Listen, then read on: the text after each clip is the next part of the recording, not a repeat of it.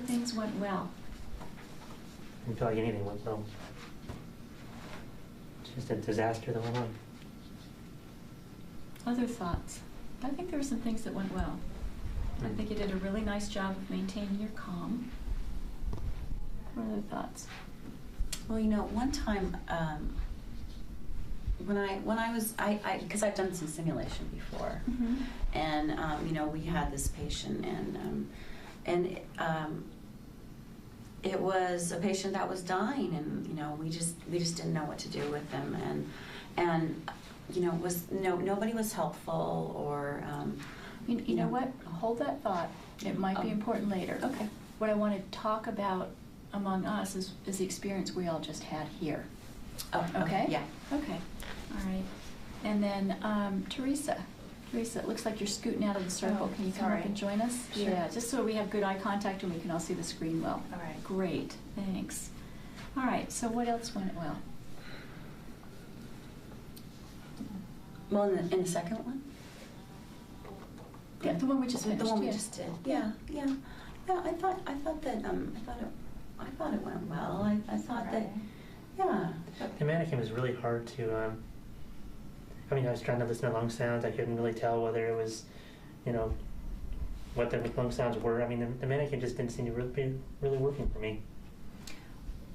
We understand that the mannequins have limitations, Mm-hmm. and that's part of the reason we do the orientation, so you can really adjust your ears to what's mechanical sounds for the mannequin and what are the breath sounds. But, Has you know, anybody... the room isn't what I usually work in, so it's really hard to, you know, orient myself to what I need to do. I mean, where I needed to go, and it just seemed really awkward for me. Yeah, I can appreciate that, and that's why we spend the time doing the orientation up front. Have you ever walked into an unusual situation? You've gotten floated to a different floor, and you're not used to the equipment or the layout?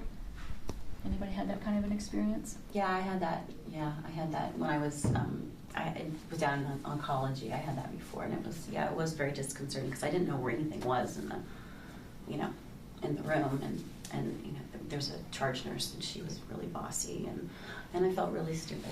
It would have been better though if I could have heard what the mannequin, I mean, the patient was actually trying to say to me. It was really hard to hear, you know. So it's really hard to just put myself into the scenario for this. So what are some strategies we have when we walk in and our patients are hard to hear, or maybe it's hard to hear their breath sounds, or maybe family are talking, or so what are some things that we can do, you know, when that happens, when it is hard to hear your patient? I guess I can get closer to him, you know, Okay. ask him to speak up. I could have done that. I don't think I did that. Okay, You know, there's I one just- thought. Excuse me, Teresa. I'm going to remind you of the ground rules. I'm going to ask you to turn off the cell phone. All right, and I need you to be fully engaged and participate. Thank you. What was the question? What could we do to, Oh yeah. you know, When you better run hear our patients? When you have the same type of problems, you can't hear your patients. It's difficult. There's a lot going on. Yeah. Maybe talk to our preceptor and you know, or our instructor, and see if they can help us. Maybe you know, get some better equipment that would help us to do our job better. Okay. Other thoughts? I don't know, can it just like go easier so we don't have to like feel stupid when we do it? This is not designed to make you feel stupid. We understand that it might feel awkward and a little uncomfortable because it's not exactly like what you're used to working in, but everywhere you go, different hospitals, different floors in the same hospital, it's going to be different. When I get a job, I'm going to work on the same floor all the time. But see, as nurses, you have to be ready to adapt because things are changing all the time. And so simulation gives you that experience to see things are not always going to be the same. Things are going to be difficult sometimes. Sometimes you aren't able to hear your patient. Sometimes the equipment doesn't work. Not just the simulation equipment, sometimes your real medical equipment doesn't work. I've had that problem before. We have to be ready to adapt to those situations, and that's where simulation will help you to be ready to figure out, what am I going to do now? It really does. And this is in happen a like that? safe environment so that you can see when things go wrong. Okay, and I can think about these other things and how I can take control. That's true. That's true. Yeah, this is this is pretty realistic. It's seldom a patient lying in a bed by themselves, perfectly calm. Who's nice? Who's nice. They usually are uncomfortable, or they wouldn't be in the hospital. They usually have a major problem. They've got family issues. They've got, you know, all kinds of things that they're trying to deal with. Okay?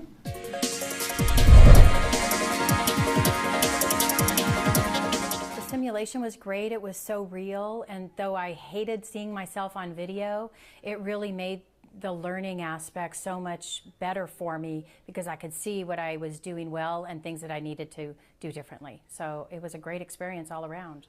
Well, as a faculty person, being able to view the video after the scenario is very helpful because you can actually remember, you can't remember what everyone has said in the scenario. So being able to see the playback, you can then look at the critical thinking, you can look at the communication, and when a student maybe doesn't remember whether they did something or they didn't do something, you're able to play back that video to validate, you know, the true situation. And when they see that, then they're saying, oh yeah, I really did do that.